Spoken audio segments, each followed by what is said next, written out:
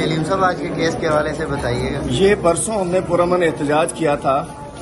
اس کے وجہ پورے کراچی میں پورے پی ٹی آئی کی قیادت کے اوپر نہ جانے دہشت گردی کے، توڑ پھوڑ کے، اقدام قتل کے کون سے مقدمات بنا دیے گئے تھے۔ یہاں بھی میں ملیر کوٹ آیا تھا جس میں پرسوں رات سپر ہائی وے بند کرنے کا ایک جھوٹا کیس بنایا گیا تھا، اس کے اوپر ابھی یہاں بیل ہوئی ہے اور ہمیں عدالتوں پر اعتماد ہے۔ میں شکریہ گزار ہوں ہمارے آئی لیف کے رہنماؤں کا۔ میرے ساتھ یہاں خالد محمود صاحب موجود ہیں، ہمارے کراچی کے صدر ظہور محسود صاحب موجود ہیں، عوان صاحب موجود ہیں، سہیل عوان صاحب، ابراہیم صاحب موجود ہیں، دیگر ہمارے شاہنی صاحب موجود ہیں، جمیل سمرو صاحب موجود ہیں اور دیگر، اور ہمارے سعیدہ مغل صاحبہ موجود ہیں، ہمارے نذیر اللہ محسود صاحب موجود ہیں، ہمارے پارٹی کے ساتھی سینئر موجود ہیں، اور ہم سمجھتے ہیں کہ انشاءاللہ انصاف کی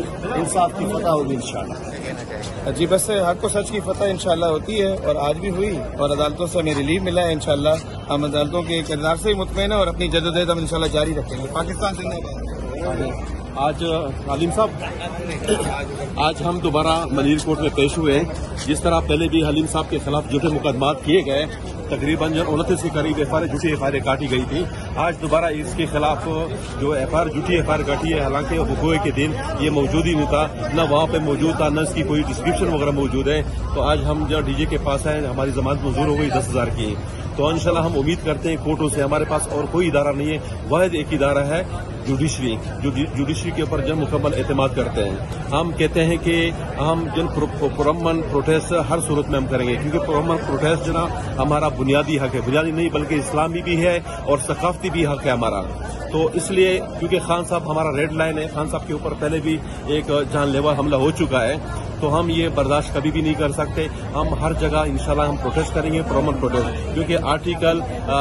4 سے لے کر آرٹیکل 25 تک جو ہمارا جو وہ ہے آئین ہے پاکستان کا، اس میں صاف لکھا ہوا ہے کہ ہر شہری کو بنیادی حقوق حاصل ہے، چاہے وہ پروٹیسٹ کر لیں، چاہے وہ اپنے حق کے لیے جائے۔ تو ہم اب حق کے لیے، ہم پرامن پروٹیسٹ کے لیے، ہمارے قائد کے لیے ہم پروٹیسٹ بار بار انشاءاللہ ہم کرتے رہیں گے۔ بھلے جناب یہ ہماری جو غاصب حکومت ہے ہمیشہ ہمارے خلاف جھوٹی ایف آئی آر وغیرہ جن کا یہ روایت ہینڈ کرتا ہے لڑکا، پہلے بھی چھوٹے موٹے گیملنگ والے معاملات کے اندر ہوتا تھا، لیکن جب اس کی ضرورت تہیا کر لیا، سائڈ ہو گیا،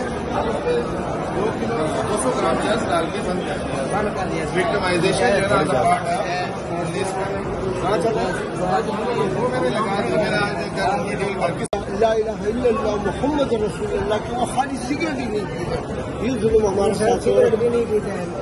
کلمہ پڑھ کے وہ پڑھ رہا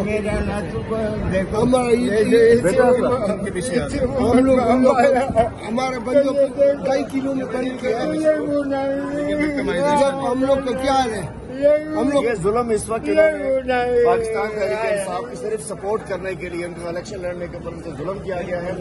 جھوٹے کیس بنائے گئے ہیں، جھوٹے کیس بزرگوں کے ساتھ۔ میں قرآن پہ ہاتھ رکھتا ہوں کہ خالی سگریٹ نہیں پیتے، یہ بیچاروں پہ جنہوں نے الیکشن میں پی ٹی آئی کا ساتھ دیا، ان پہ جھوٹے کیسز بنا دیے ان بزرگوں کو۔ ہمارے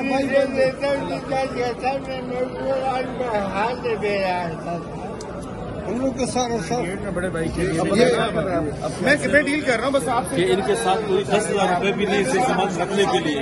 اب یہ بیچارہ جنہیں باپ یہ کس کا اپنے بیٹے کے لیے وہ قسم اٹھاتا ہے کہ جن میرا بیٹا سگریٹ نہیں پیتا اور اتنی بڑی جنہیں چرس کی مقدار میرے بیٹے کی بڑھتی ہے، ہم کہاں جائیں؟ پی ٹی آئی کی سپورٹ کرنے پہ ان لوگوں پہ چرس کا مقدمہ بنا دیا ہے، شرم آنا چاہیے اس سے۔